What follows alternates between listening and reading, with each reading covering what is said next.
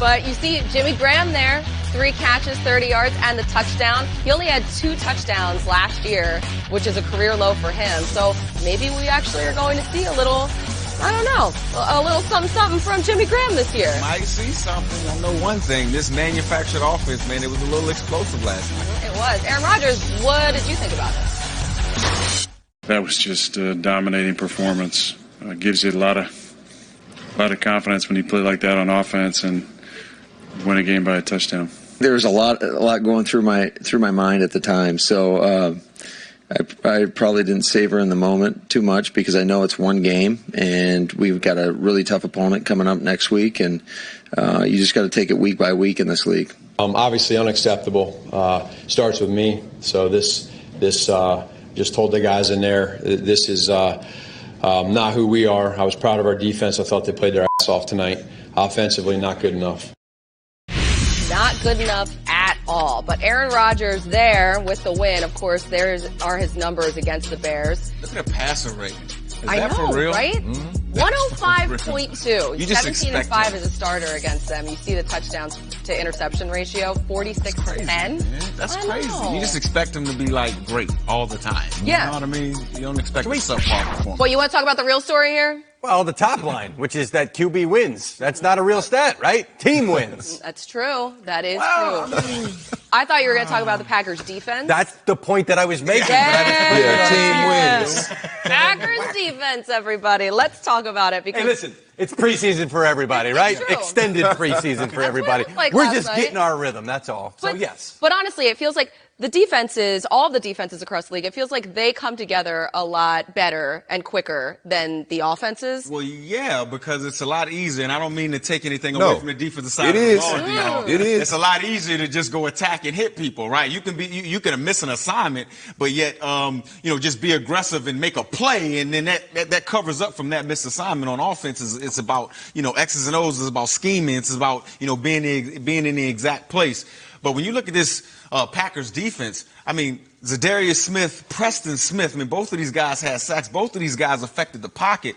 And I honestly think the reason why Matt Nagy is so upset is because, first of all, this Packers defense showed up and showed out. I mean, they did. I mean, all over the place, not many throwing windows, all of those things. I was around this team during training camp, and they're a lot bigger, man. They're a physical team now. But to have Mitchell Trubisky throw the ball 45 times. Mm-hmm. He threw the ball over 40 times one time last year against the New England Patriots. He threw it 50 times, and they still lost.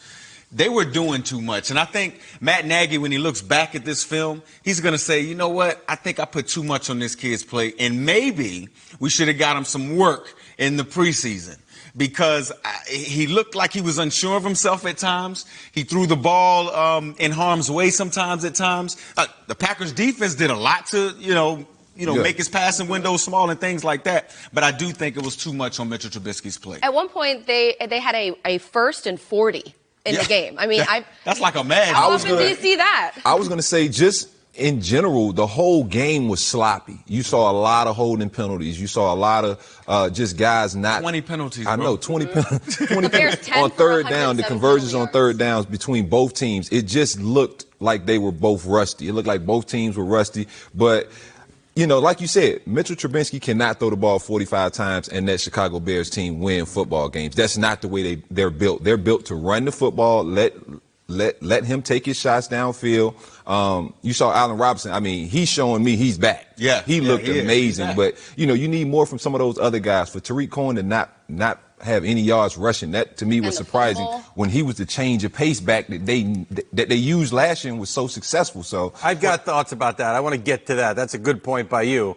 As Packers defense here, to me, I thought there was an interesting comment made by Al Michaels and Chris Collinsworth late in the game. They said they talked to Aaron Rodgers, and he said, we've gotten guys in free agency before, but we've never gotten guys at that second contract in the prime where they're going to be with us for a while, and now we're building a defense. Zadarius Smith, Preston Smith, Adrian Amos, all these guys. This is a different Packers regime, and you saw how excited he was. They only put 10 points on the board, but he was happy to win. He's smacking Mike Pettin at the end of the game. This is an Aaron Rodgers that, to me, looks rejuvenated. They don't have to put up 50 points. He just wants to win some football games. No knock on the previous regime or Mike McCarthy at all. It had just run its course. It's time for a reset, and he looked to me very, like I said, rejuvenated and happy last night. Yeah, and the Packers defense all offseason has just been hyped out of control. And you know what? It's worth it. It's true because of what happened and what they did and what we saw on the field. Zadarius Smith and Preston Smith. It's actually Zadarius Smith's birthday coming up on Sunday. Birthday. So this is a very nice early birthday present. Get the day off. I know, exactly. Darnell Savage. I mean, they looked really good out there. So let's take a look here. We have some social elements for you. Matt LaFleur, congrats on win number 1. There he is out there. I know he hyped today. He's got to be, right? Yeah, he's hyped today. Come on into work. He's all Congrats, Matt. Ian Rappaport, there's your graphics. We are ready for a new season. You are here with us on GMFB Extended Weekend today. What do you have on this Antonio Brown situation? Yeah, what you heard there is Raiders coach John Gruden try to figure out some way to get their biggest move of the offseason, Antonio Brown, they traded for, give a huge contract onto the field, on his team, and back in good standing. The frustration is clear from all sides, including from agent Drew Rosenhaus, who is just trying to figure out some way that he remains a member of the Raiders in good standing. Here is what we know. I'm told the Raiders are not planning to have Antonio Brown on the field for week 1 at the very least. What's not clear, Mike, is this going to be a suspension? Are they going to merely deactivate him? Where are they going to go from here? We just know he was not with the team yesterday, not expected to be with the team for a little bit of time. As he tries to figure this out, work through some of the issues he's had, they're going to give him some space. Meanwhile, they're going to try to play a game on Monday and try to figure out some way to move forward. And as you know, it is important whether or not they actually officially suspend him, because if he is suspended by the team for, say, week 1, and they can show a pattern of this, as many experts believe they can, then potentially they could go after his guaranteed money. Then his salary, $16 million for this year, is not guaranteed. Monetarily, it would have a huge impact on Antonio Brown. Yeah, we checked the contract yesterday. Standard default language in there, so if he's suspended, he would lose all that money. You would think if they were going to suspend him immediately, they would have done it already. So I still feel like there's a lot of power on Antonio Brown's side as far as how this can go. If he gets himself back there, promises to be a good teammate, I think he could really resolve this without a suspension. Your wire's showing. Fix that, okay, before we bring you in for the next time. Ian Rappaport. No, down the bottom. Thank you very much. All right, let's talk about this here. Careful, you're a true friend. Yeah, dude. Thank you. Let them know. Only I would tell you. Over him with. Only I would tell you when your wires are showing. Ian's kind of like, all right, man. Yeah, he just woke up. All right, so let's talk about it. I mean, who wants to go first on this one? I would love two guys who have been in NFL locker rooms to tell me how this should go. Man, how this should go? Who knows? Because we've never really seen anything like this. We kind of thought, and AB's a guy that I kind of, I was kind of on his side with the whole Pittsburgh situation. He gets out of Pittsburgh, he's complaining about this helmet. I'm still on your side, AB, about the helmet. And now this, and it gets to a point as a player, no matter how good a player you are, other guys in that locker room are like, look, man, we're trying to win a game. You know what kind of distractions are going on in that locker room right now? Just everybody having to answer every question about AB day in and day out. Like, that weighs on you as a player in that locker room. You just want to go play football. And it weighs on John Gruden. He said yesterday during his press conference, I've been talking about the same guy every day. Yeah. I feel like it weighs on me looking at the headlines. It's all about Colleen, really. At some point, these leaders of that football team have to say, and which we kind of have heard a little bit from David Carr, that Derek has told him that, look, we told Coach, like, we got your back. Whatever you guys decide, we got your back. And I think they need to suspend him, because unless you hurt his pockets,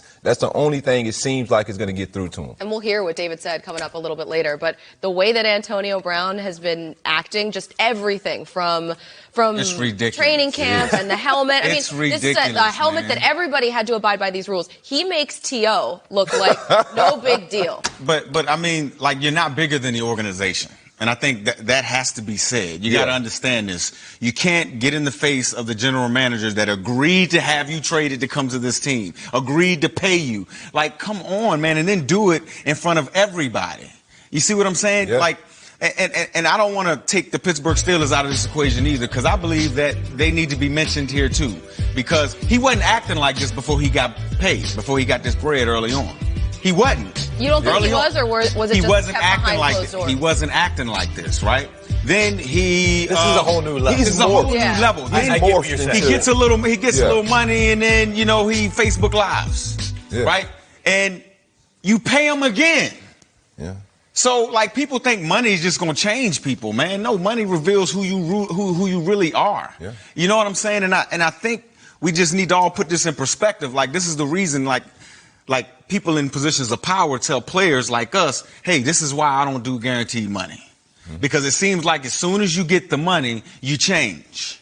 And I think Antonio Brown needs to put that in perspective. This team is giving and just been on his side for everything, bro. It's time to show up and go to work. But all these things that happened to this point, he's always been this kind of character, this guy that always had to have the attention and all these things. But then once you yell at the general manager in front of the team, I tweeted this out yesterday. You can't do that, I covered the Giants in 2008. They had just won the Super Bowl. Jeremy Shockey wanted a trade the entire offseason, and everybody knew it. They get to minicamp. He yells at general manager Jerry Reese in front of the team, screamed at him. I talked to the players after that. One guy said, you don't talk to the GM that way. That was the breaking point for that situation. I don't know if it's going to be here, but that's a completely different thing. That's why you're having these players go in and saying, whatever you decide, we're on your side. If you want to bring him back, we'd love to have him if he's focused. Right. It's a way about going about doing this thing. I always talk to people about, come on, man, you got to kind of play this game, right? Yeah. Nobody wants to be embarrassed publicly, okay? So if you got something to say to the general manager, you upset about being fined, AB,